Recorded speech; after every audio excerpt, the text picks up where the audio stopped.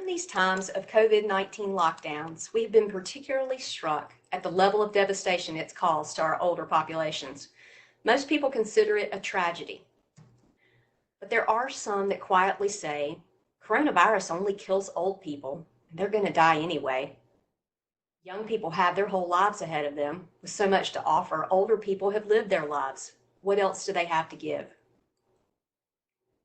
This is even the reasoning behind decisions hospitals make when they are overrun with patients. They ration scarce resources for those who have the highest likelihood of survival and can enjoy the largest number of life years saved. So how do you respond to COVID-19? It may just come down to what you think about life itself. Does all life have value? The happy child?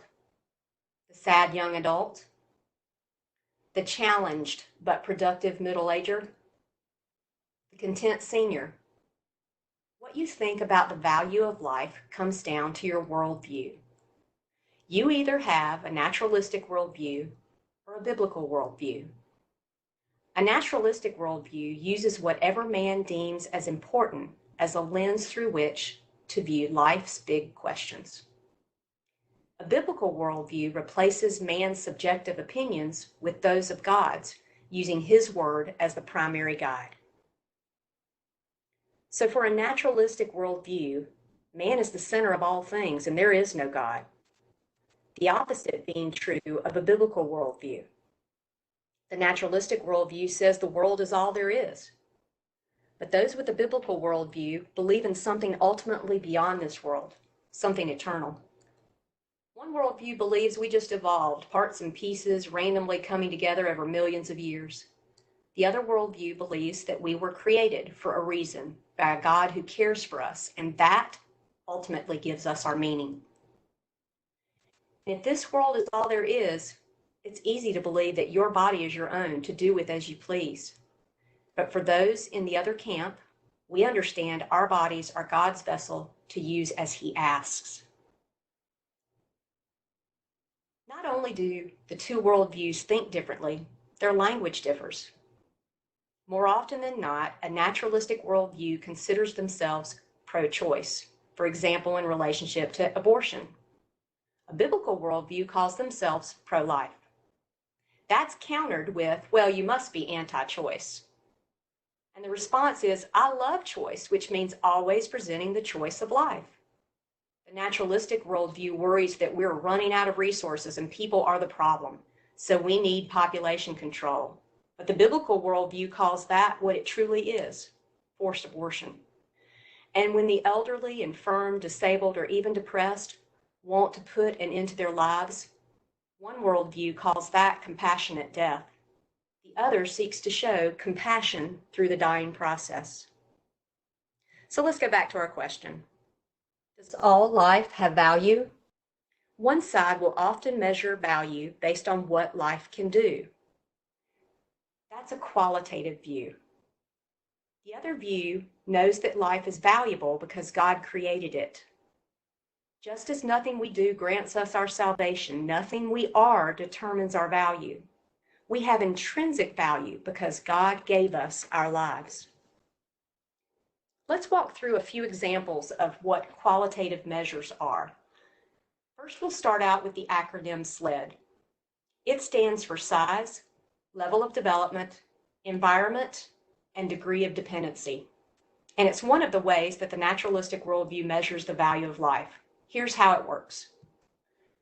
The naturalistic worldview argues that a baby in the womb who is barely a half an inch at 8 weeks has less worth because it is smaller than that who is born at 22 inches.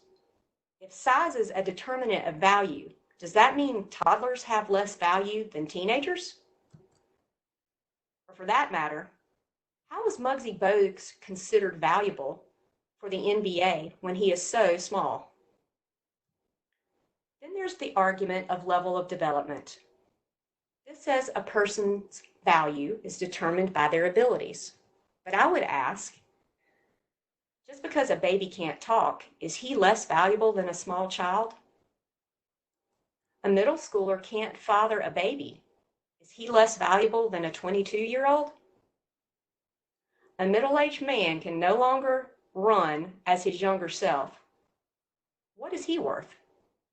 And an elderly man is afflicted maybe with dementia, and he can only remember the times of his youth. There are so many variables that define abilities. How do we even decide what is more important? Is it based on intelligence, self-awareness, athleticism? Would we say that our upward players have less value than those in the NBA? Some would contend that environment matters. For example, a baby in the womb is less human than a baby outside the womb. The subtle implication is that where someone is, their environment defines their value. But can we really argue that 6 inches to travel down the birth canal makes or breaks whether one is a person? Under this argument, the child who lives in a poverty-stricken country would have less value than one who lives in a prosperous country and can go to school. Would we consider those in nursing homes less valuable than those in their own homes? Finally, there's the argument that how dependent you are on someone else impacts your value. Some people think we shouldn't take extra measures to help a preemie baby because they may not grow up healthy and independent. They certainly can't survive without the help of nurses and doctors 24/7, and that's expensive. But a toddler can't survive without his mother feeding him. Where do we draw the line? What about the guy temporarily in a body cast and fully dependent on others? Now let's look at 2 other examples of how value is measured following a naturalistic worldview. One is how instrumental a person is. The other is the quality of life they lead. What does it mean for someone to be instrumental? It means that your value is based on your useful function. What can you offer others?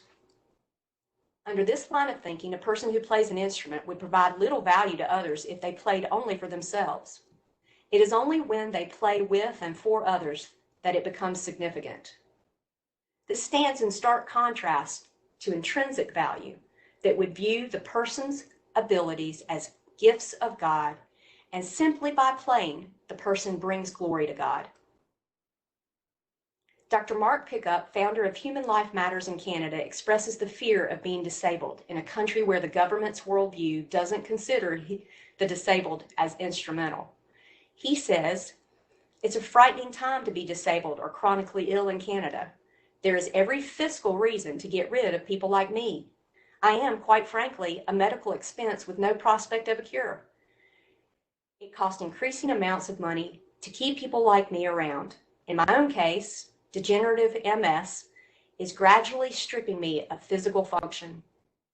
It's been a slow 22-year journey from being healthy, athletic, and a contributing worker to this. Only my left arm remains unaffected by the disease. I haven't worked in years. In many people's view, I'm excess baggage, and I've been told that." Even scarier is how subjective this idea is. I mean, a puppy adds great value to a person who lives alone and needs companionship. Unless the person's allergic, then not so much. A bedridden cancer patient may not seem instrumental to society unless you're her grandchild. Now, what about quality? Quality is often defined as a person's ability to enjoy normal activities. But how do you judge what is normal? And how do you know what can and can't be enjoyed by others? For some, it's hard to picture that a child born with a disability could enjoy a quality of life, or that happiness can be felt in the midst of poverty. Who can measure the quality of life for someone relegated to a wheelchair? And how much joy can be felt by someone with Alzheimer's? Quality of life might be better defined as what you make of what you have. At the end of the day, the naturalistic worldview uses subjective means to measure the value of life, while the biblical worldview understands that value is based on objective truth, the truth that you are created and loved by God. So what does this mean in the midst of COVID-19? Jesus said, "Let your light shine before others, so that they may see your good works and give glory to your Father who is in heaven." Christians are to approach crises as a chance to be salt and life, and that means wear a mask where asked. Masks matter to our most vulnerable populations. Even if this virus is little threat to you, others face serious health issues. Wearing your mask is a sign of respect for their life, even when it isn't convenient or doesn't feel necessary. Find ways to serve and support ministries who are reaching out during these tough times. And you can find ways to connect and encourage others. Everyone's life has changed. Use this as a chance to open doors and share the love of Christ. Because at the end of the day, all people are important and all life has value.